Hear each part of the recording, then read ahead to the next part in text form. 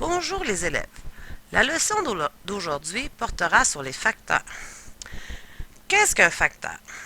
Un facteur est chacun des nombres qui apparaissent dans une multiplication. Exemple. 5 fois 2 égale 10. J'ai deux facteurs. J'ai le nombre 5 et j'ai le nombre 2.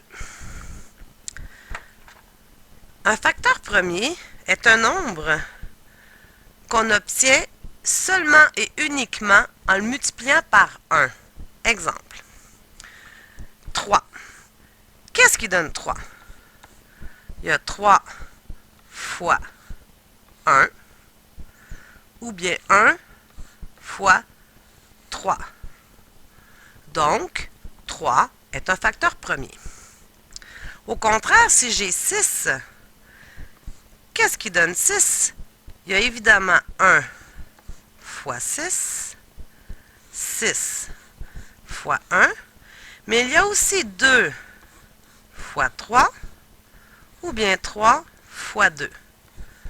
6 n'est donc pas un facteur premier, mais il devient un nombre composé. La leçon d'aujourd'hui va porter sur les facteurs premiers pour comment les trouver.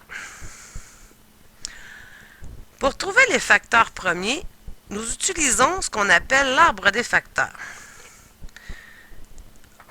Je prends un nombre, 24, et je me demande, deux nombres qui multipliés ensemble donnent 24. Alors, je commence. Je me dis, il y a plusieurs possibilités. Il y a 2 fois 12, 6 fois 4, 24 fois 1. Mais là, est-ce que je vais prendre 24 fois 1? Ça serait vraiment inutile, parce que je n'arriverai pas à avoir mes facteurs premiers. Alors, je vais avec 2 fois 12. Ensuite, je me pose comme question 2. Qu'est-ce qui donne 2 en multiplication? Il y a le 1 fois 2 et le 2 fois 1. Donc, ce que je comprends, vu qu'on peut juste le multiplier par 1, ce 2-là est un facteur premier que j'abaisse en bas de ma page. Je continue. 12. Qu'est-ce qui donne 12? Il y a 3 fois 4. Je regarde mon 3. Qu'est-ce qui donne 3? Seulement que 3 fois 1. Alors, je descends mon 3 en bas de ma feuille. 3 est un facteur premier. Et j'arrive au 4. 4, on peut encore trouver deux nombres qui multipliés ensemble donnent 4.